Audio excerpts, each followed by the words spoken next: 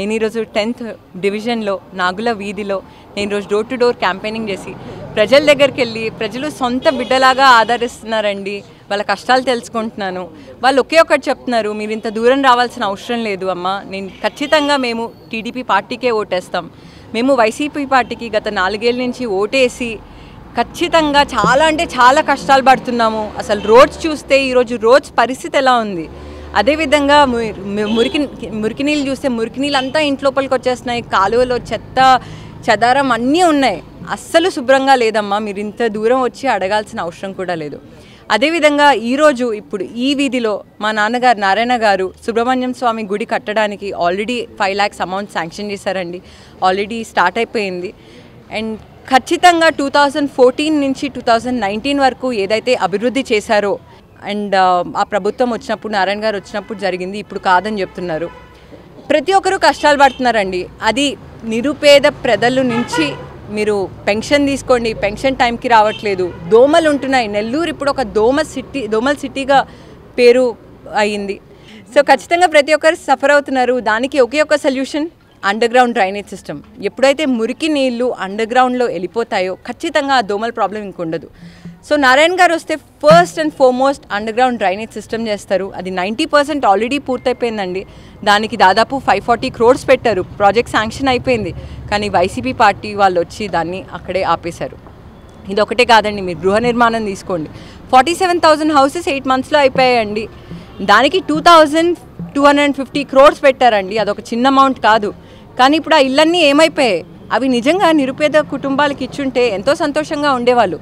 ఎవరన్నా కోరుకుంది అదే కదా, ఒక ఇల్లు కావాలి, తాగడానికి మంచినీళ్ళు కావాలి, నడవడానికి మంచి రోడ్లు కావాలి, అండ్ చేసుకోవడానికి ఏదో ఒక పని కావాలి. కానీ ఈ 4 మోస్ట్ ఇంపార్టెంట్ ఫ్యాక్టర్స్ బతకడానికి, ఈ 4 చాలా ఇంపార్టెంట్ అండి. కానీ ఈ 4 అసలు వైసీపీ గవర్నమెంట్ అసలు ఇవ్వట్లేదు. నెల్లూరులో ఒక చాలా పవిత్రమైన దర్గా ఉందండి. అది 400 years నుంచి ఉంది. కానీ ఇప్పుడు దాని పరిస్థితి ఏంటి? ఇప్పుడు దాని చుట్టుపక్కల ఎలా ఉంది? చాలా చెత్త మురికి, దాన్ని అసలు వదిలేశారు. 2014 to 19 టీడీపీ గవర్నమెంట్ ఉన్నప్పుడు ఎలా డెవలప్ చేశారు నారాయణ గారు దాన్ని?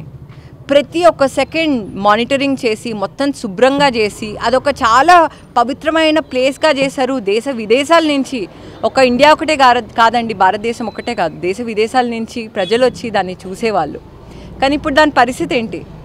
అదే ముస్లిం లేడీస్కి డెలివరీ ఈజీగా ఉండడానికి ఒక ఎక్స్క్లూజివ్ హాస్పిటల్ కట్టారు. కానీ ఆ హాస్పిటల్ ఇంకా ఓపెన్ కాలేదు. ఇన్ని రకరకాల డెవలప్మెంట్స్ చేశారండి. కానీ ఇప్పుడు పరిస్థితి ఏమైంది?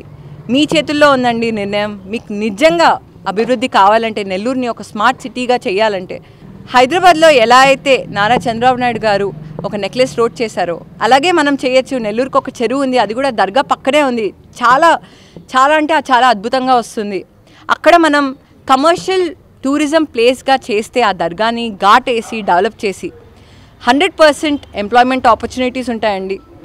అండ్ 100% టూరిజం ఉంటుంది. దేశ విదేశాల నుంచి వచ్చి చూస్తారు అని ఈ ప్రాజెక్ట్ అనుకున్నారు. కానీ ఇంతలో పార్టీ మారిపోయింది కాబట్టి టీడీపీ గవర్నమెంట్ మళ్ళీ వస్తే ఇవన్నీ చేస్తారు. మీరు సంతోషంగా ఉండాలంటే, హ్యాపీగా జీవనం కొనసాగించాలంటే ఖచ్చితంగా టీడీపీ పార్టీకి ఓటేయండి. మా నాన్నగారికి ఓటేయండి, ఎమ్మెల్యేగా నారాయణ గారికి అండ్ అదేవిధంగా ఎంపీగా విపిఆర్ గారికి ఓటేసి మనమందరం నెల్లూరుని ఒక స్మార్ట్ సిటీగా అభివృద్ధి చేద్దాం. మర్చిపోకండి, May 13th ఎలక్షన్స్ అండి. ప్రతి ఒక్కరూ ఓటేస్తారు అనుకుంటున్నాను. ఎవరైతే నెల్లూరులో లేరో వచ్చి మరి ప్రతి ఒక్కరూ ఓటేస్తేనే మీ ఓట్ కౌంట్ అవుతుందండి.